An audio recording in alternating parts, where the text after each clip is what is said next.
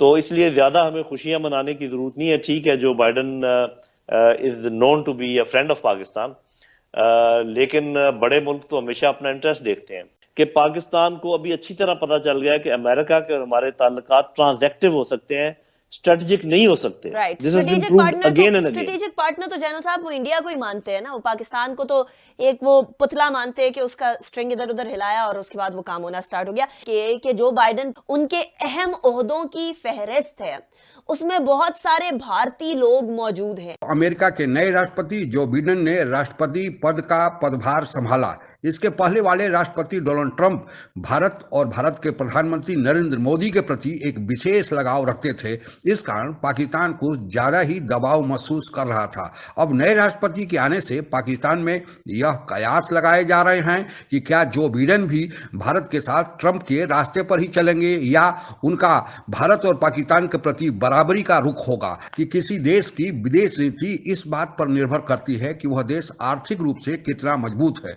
अगर आर्थिक रूप से वह देश बदहाल है, दूसरे देशों पर आश्रित है, फिर आपको कोई नहीं पूछेगा। यह कटु सत्य व्यक्तिगत जीवन में भी उतना ही मायने रखता है जितना दो देशों के संबंधों में। यह सर्वविदित है कि आज पाकिस्तान चीन से आर्थिक सहायता ले रहा है।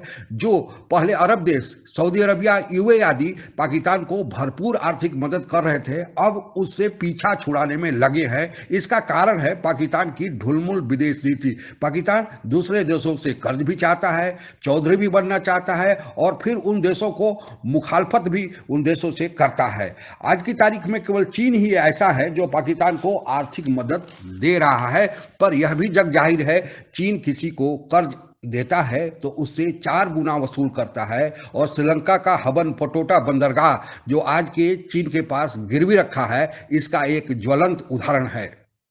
भारत चीन सीमा पर चल रहे तनाव के कारण चीन पाकिस्तान को भारत विरोध के लिए उकसा रहा है। इसके एवज में उसे मदद भी कर रहा है, पर पाकिस्तान को यह मालूम होना चाहिए कि किसी भी मदद की एक कीमत होती है और चीन उसे सूद सहित वसूल करना जानता है। अमेरिका के असर और रसूख को चीन चुनौती दे रहा है। कहा यह भी जा रहा है कि कुछ दिनों पहले एक काले व्यक्ति का अमेरिका के पुलिस द्वारा मारे जाने पर उत्पन्न अमेरिका में उग्र धरना प्रदर्शन हो या डोनाल्ड ट्रंप के समर्थकों के नाम पर तोड़फोड़ हो, कहीं न कहीं इसको चीन हवा दे रहा है। चीन को नियंत्रित करने के लिए भारत ही एकमात्र हथियार है।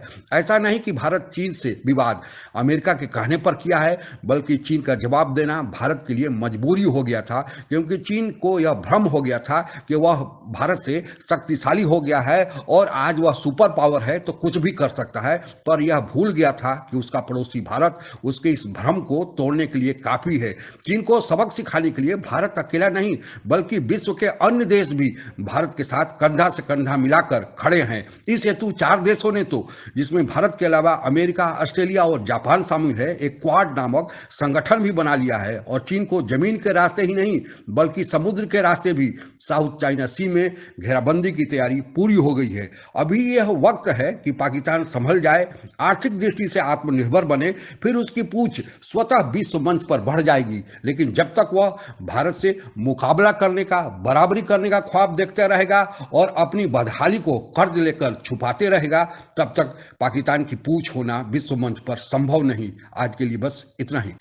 आप अगर हमसे जुड़ा रहना चाहते हैं तो कृपया मेरे चैनल को सब्सक्राइब करें तथा बेल आइकन भी दबा दें ताकि नई वीडियो की जानकारी तुरंत आप तक पहुंच जाए। धन्यवाद। जय।